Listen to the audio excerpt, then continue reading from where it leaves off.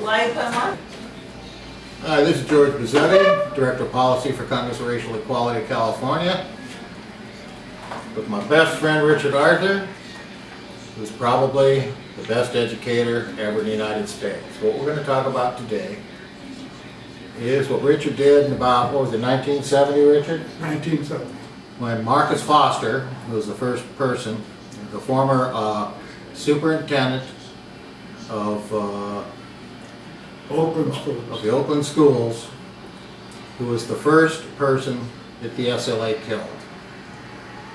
They killed him because of what, as far as I'm concerned, what it seems like what Richard Arthur and Marcus Foster did in fixing one of the worst school districts in the United States. Castlemont at that time was considered to be the most violent high school in the United States. They had gunfights every day.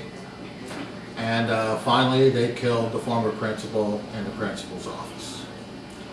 So what we're going to talk about is Richard's going to tell us how he came to go to Castlemont High School at the request of Marcus Foster. And this is just a couple years after Richard's one of the founders of the United Teachers of Los Angeles, UTLA. Unfortunately, UTLA has totally lost its way and lost all the principles upon which the second largest teachers union in the United States was founded.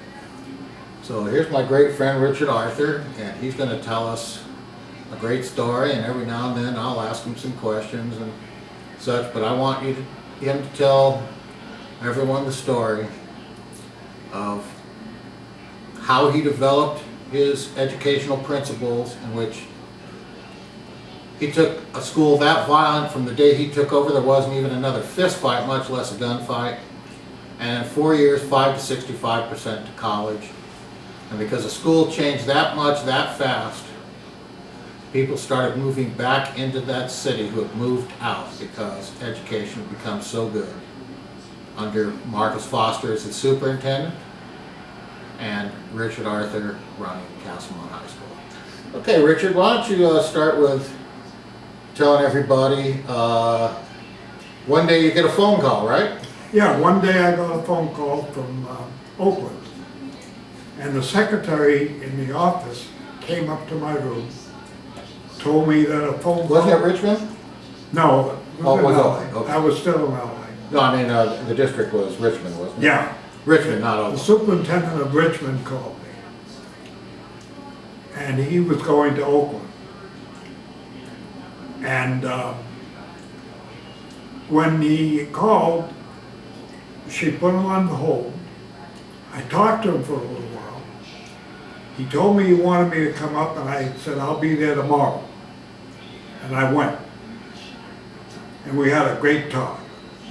And he asked me to take over the principal of Castlemont. Tell him what you talked about. Oh, we talked about all the time that I was a teacher, the kids I helped, where I worked in Watts in downtown LA, and some of the jobs I had. And he wanted me to come as soon as possible to Oakland. And you had some conditions for him for you to be able to do this, didn't you? Yeah, I told him I wanted him to give me all the support possible,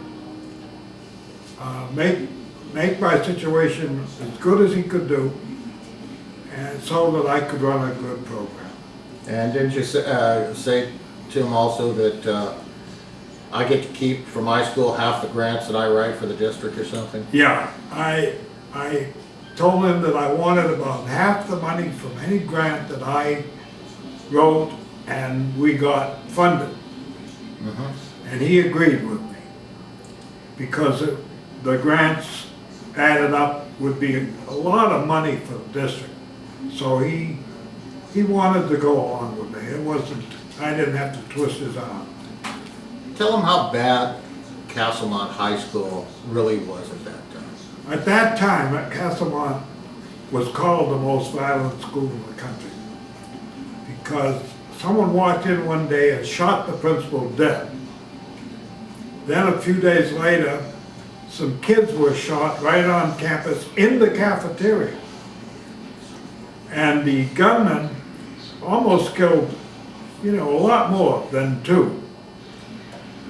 But they captured him and put him in prison.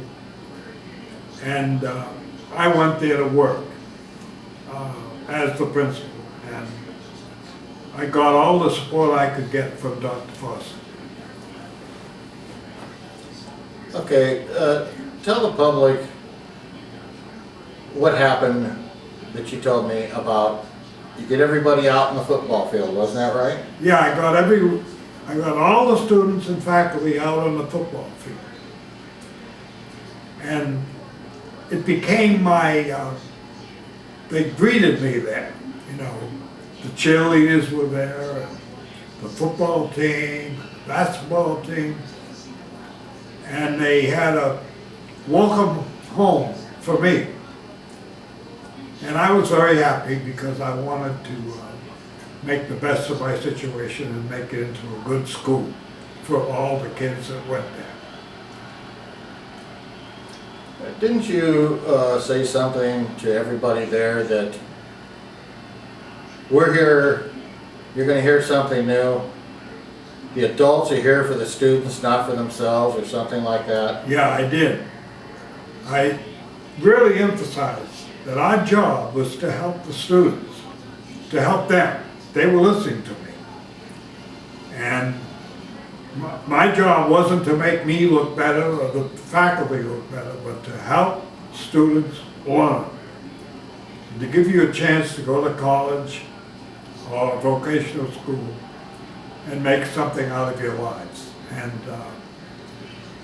actually, that's pretty much what I did. And then didn't you go to, after school, during the school day, you went to each individual gym class and talked to those students as individual groups? Right. The physical education coach set it up so that I could talk to every gym class, because every student took a gym class. And there were 6 classes. So that one day I talked to 6 groups of students, and I told them all about the same thing. But the most interesting thing was, some students came up with some really good proposals during those 6 sessions. I had a secretary writing all this down, and what I found out was those proposals all became policy for the school, because I had them in writing and I followed through, and the students were really happy about what I did. Tell us a little bit about some of the students' proposals, because my belief is that the students know more about what's going on in the school than the adults do, because it's happening to them. Right. The students wanted the teachers to be more involved. So I had to make it very clear with the teachers what they wanted. And I had to tell the teachers, your job is to make sure that you are meeting the request of your own students. I can't go into every classroom and teach. I can't do that, it's impossible. So what I'm doing is saying to you, that's what you're going to be doing for the students of this school. Okay, and then a couple of weeks in, one of the students comes up to you and says, Mr. Arthey, do you know a lot of us don't have anything to eat? Yeah, this student really shocked me. I didn't know what he was going to ask, but when he said that we don't have anything to eat, I said, what are you talking about? Tell me what you're talking about. He said, I haven't had any food this week yet. He said, me personally. And most of the students I know don't have any food. So I immediately made up a survey, and it went to every classroom and every student, and we found out that more than half of the students had no food at all. Not regular breakfast or lunch, and they were lucky if they could get through the week. Okay, so now I want you to tell the public about what you did about that. I think What that's I a pretty did good story. basically was I put it through a call to Dr. Foster. I told him the situation, and I said, I need some money to start a breakfast program. And if that goes over, I want to start a lunch program. So will you help me? He said, I'll help you, for sure. He said, don't worry about the money, I'm going to get the money, and you can start the breakfast program in about 2 or 3 weeks. So I waited for the time to come, and I started the breakfast program. And I had plenty of help because he paid for it. Didn't that happen through Huey Newton and the Black Panthers? Oh, the Black Panthers came to see me, and they wanted to know my plans. And they were the leaders, and one of the students gave me a list of all the Black Panthers. And I talked to them, and I said, I told them what I wanted to do. And I told them I needed their support.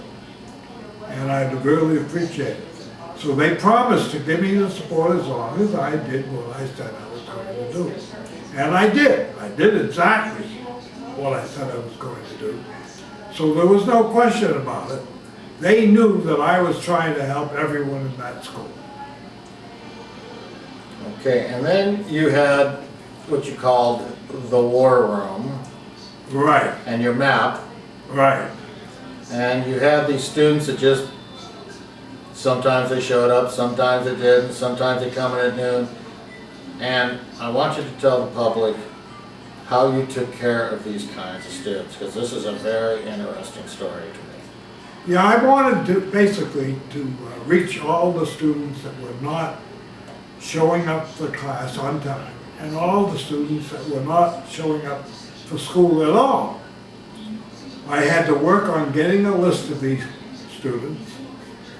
Once I got the list, I met with them, and I told them what I wanted to do. And I told them it was their job to come to school regularly on time and to do what the teachers tell them to do. And I would do everything I could do to help them go to college, go to vocational school, or do whatever they wanted to do, get a job, and I would help them. But they had to do something first. They had to come to class and learn first. Okay, as I remember, in your war room, you had a map. I had a map. And you took the addresses of each one of these students and you put them at their address on your map? I did. And you found they were kind of like in a cluster, right? Yeah, they were all in the same section of the district. And then, unlike what happens nowadays, you got in your car and drove around and found a storefront. I found storefronts that were giving out food to kids. And I asked them if the kid brought in a pass from me and it said that he needed food, I want you to give it to him because his parents will need food too. And he did. He cooperated. We were able to help hundreds of kids to get regular food for them and their parents. And you also set up a storefront with some teachers in it, so if I remember right, you told the kids, when you wake up, just show up, we got a teacher waiting for you here, and we want you to graduate, please just come. Yeah, I was able to get some teachers to volunteer now. They volunteered, I didn't need Oh, to. really? Yeah, they volunteered. They wanted to man a room. We called it the parent room. And they wanted to be there to help anyone that needed help every period of the day. So they were going to that room on their conference period, because every teacher with 5 classes has one conference period where they don't have to teach. They gave up their conference period and they came and they helped those kids. It was a tremendous asset, and it was very, very successful all around because we won more support from the kids. And didn't you also have probably one of the first parent centers where you had people who would help parents if they had financial trouble or psychological problems or needed jobs and things like that? Yeah, I contacted organizations and people throughout the school area. They volunteered to come to the school every day and talk to kids and help them. So we set it up and they came, these people from the community. They came regularly. The kids could look forward to it, they could ask them questions, they could come back, talk to the same person, and have their needs met. So it worked out beautifully. It couldn't have worked out better if we didn't really plan it that well, but if we had planned it, it worked out beautifully. Now I want to go to a real important thing at school for kids to learn. Even if they live in hell outside of the school grounds, if they feel safe while they're at school, they learn better and it's easier for them. Is that not correct? Right. I wanted that school to be a safe haven for every student in the school. I wanted them to know that it was safe. I wanted the teachers to know that it was safe. That we weren't going to put up with any nonsense from any kind of violent people. And we didn't. The vice principal helped me, and I got some money and I hired a bunch of security people who helped me. And they were there from then on. As long as I was in the school, those security people were there working and helping students. So they patrolled the fence to make sure that nobody got in, right? They patrolled the fence to make sure that everything was going right. Yes, they patrolled. And when there were football games and stuff, you made sure that any team that came was also safe? Yes. And when you went to other schools, told the other you made team- sure they were safe going there? Right, I told the other team that I would protect them and help them to make sure that they wouldn't worry about it when they came and cheered for the team or played for the team. So it worked out very, very well.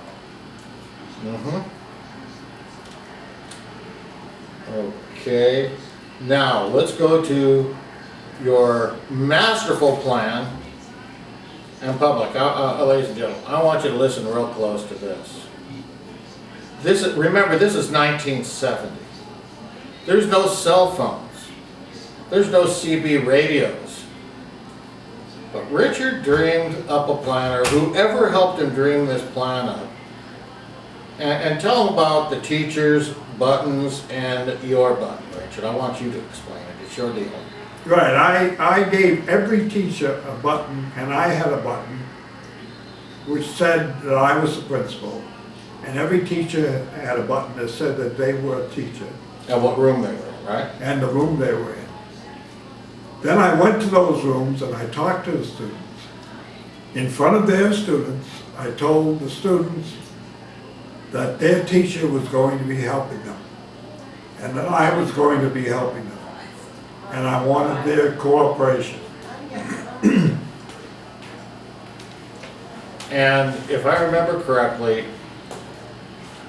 everybody knew that, let's say that some trouble came in that classroom, a kid started causing problems in the classroom, somebody came out from outside. If that teacher hit that button, how long would it be till you'd have staff to assist that teacher and the students in that classroom? Yeah, we had a very good system for getting help to anyone that needed it. All they had to do was push a button on their desk. They could be sitting at their desk or walking around the room. All they had to do was push a button and a light lit up in my office that I could see at any time of the day, or one of my assistants could see. The light also lit up in the vice principal's office. So one of us was always available if there was some kind of an emergency. And you would have staff there within a couple of minutes. Oh, yeah.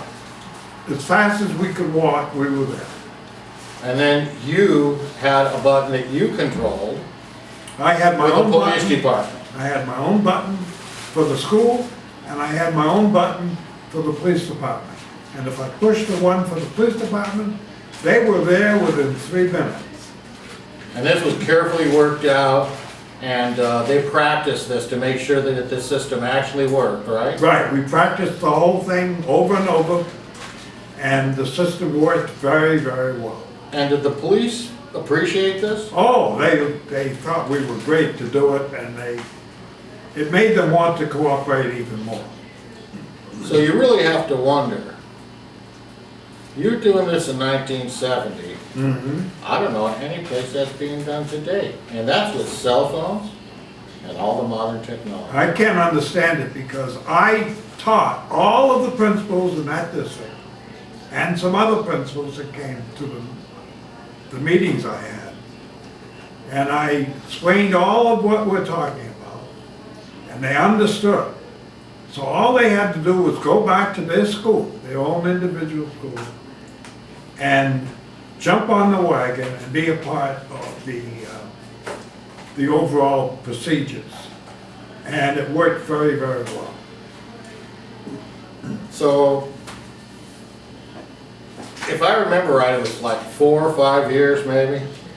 You went from 5 to 65% to college, and people started moving back because the schools got so good. Right.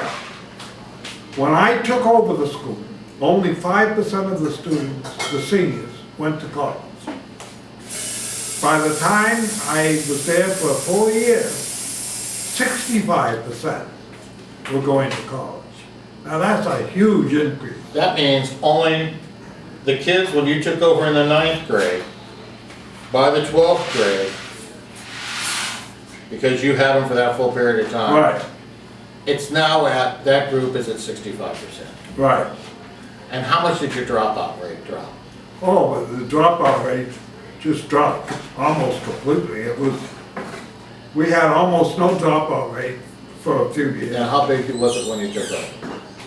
Oh, 50% more maybe? yeah, it was more than 50% dropout rate when I took over. So the reason I'm bringing this up, ladies and gentlemen, is we have schools at LA Unified and other school districts across this country with more than 50% dropout.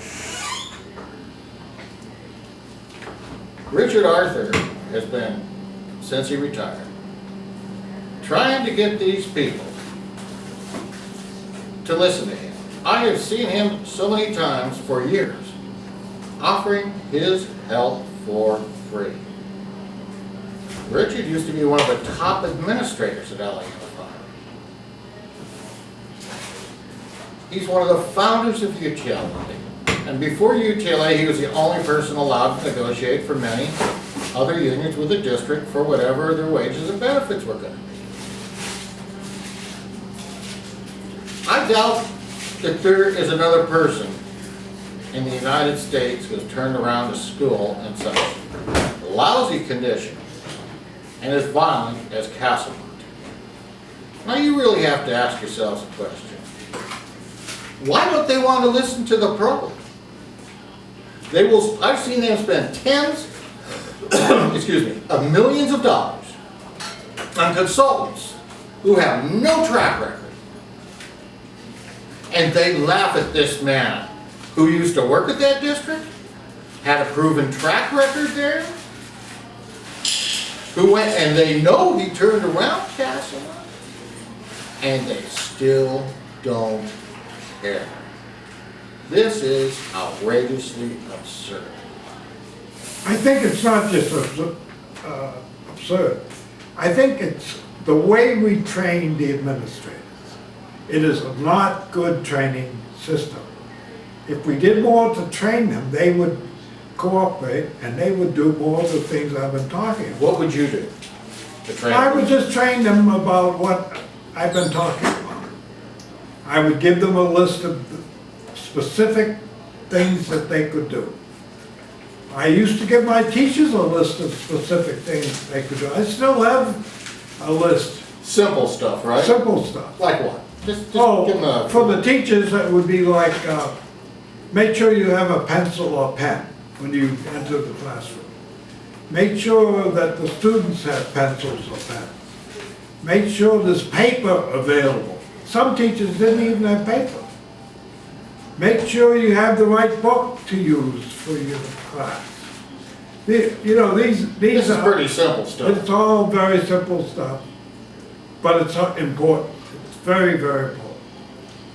In my investigation into the few people who've done turnarounds, and I'll ask you about, you know, what you've run into. What you've taught me over a period of time seems to be a universal answer to taking a very poor performing school and rapidly turning it around, because just similar to what you did is what I watched happen at Sun Valley Middle School. Right. And others. And others. I've talked to other principals also. Only a few who've taken over an extremely poor performing school. Not too many. There aren't too many of them. But the story from them always seems to be the same. It is the same. How they did it. How they did it. It's the same thing.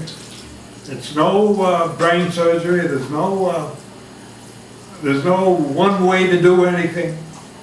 There's just being on top of things and doing the right things when they come up. See, like at Castlemont, you might have been one of the only new top administrators that came in, correct? Yes. Okay, at Sun Valley Middle School, the former principal got caught doing internet porn in the office all day long. Right. I let 3 board members know about this. That's a fireable, Just horrible. criminal offense. At the least, no problem to fire this person. No problem to check it. They're using district computers and district internet lines, so all that computer porn. Now, I don't personally care what the guy does at home, as long as he's not doing kiddie porn, but not on work hours like this guy was. Right. All they did is send this guy to another school, but back to the point. They brought in 1 new principal, 2 vice principals, not another person changed that school, no change in the student body. Watch that school go from 200 tardies to 20 in 2 weeks. From graffiti all over the campus every day to 0. From being a trash pit to none. And here's part of the simple dumb thing they did. They understood, just like Richard, this motivation and so on, that you're what's important to us, to the kids. And I really know this happened because people who were working for me, their daughter was in that school before, during, and after the takeover, okay? So I got the direct inside skinny from kids. And what they did is, staff would have like lottery tickets. If they saw you reading a book during lunch, you got a raffle ticket. If you were picking up trash and put it in the trash can to keep the campus clean, you got a lottery ticket. Every Friday they had a lottery. When I went to tour that campus for 3 hours with the vice principal, while I'm waiting for them, I got to watch the game show happen. Man, this was like being in one of them big old game shows. People want to win stuff, you know, everybody jumping up and down. Well, it's motivation. And it's proving to them that I'm not here just to suck up the money and not care about you, basically. That the staff shows that the students are what's important, and that's what the job is. And that seems to be the common thing. And this leads to what you're talking about, administration, that I see. I just found out 2 days ago, LA Unified has about a little over 900 schools. I just learned 2 days ago, they're bringing in 85 new principals. No one's being trained. A bunch of them have no experience with LAUSD. We're talking about changing 8% of the top management of the schools in the school district with people with no experience, no training, and no history in that school district and that school population. You have to ask yourself a question. What are these people thinking about?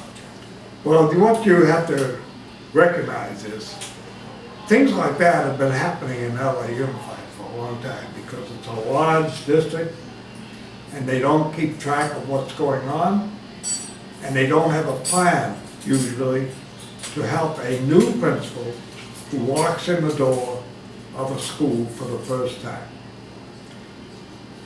Do you think this is an accident, Richard? No, I don't think it's an accident at all. I think it's a very poor management system. Personally, I think it's on purpose. You can't do something like this by accident. Nothing, in my book, nothing big happened. Well, I'd hate to say it's on purpose. I think it's more ignorance of the problem than on purpose. I don't believe that those people are that ignorant because I deal with them too much. And I know that they don't know, don't care, just want their big paycheck. I'll give you a perfect for instance, Bob. The present superintendent of LA Unified, John Deasy, has an illegitimate PhD. Just go type in on your computer, John Deasy, University of Louisville. You don't get a PhD with 9 units in 3 months. You don't get a PhD when you write your dissertation before you join the program. And the person who gives him the PhD is now serving 6 years in a federal penitentiary for stealing $6 million from 2 universities. Now he quits his job in Prince George's County 1 week after the story breaks. I've talked for 45 minutes to two of the first reporters who reported this. 1 week after he quits, the Bill Gates Foundation hires John Deasy to run the education division of his $60 billion foundation. Now let me ask you this. Would anybody who is ethical hire someone with that kind of a cloud over their head if they really cared about education? George, No way. George, I can't comment too much on something I don't really know much about. But if people are thinking straight, these things won't happen. That's my point, Richard. They just won't happen. Unless there's some kind of other agenda in place. Right.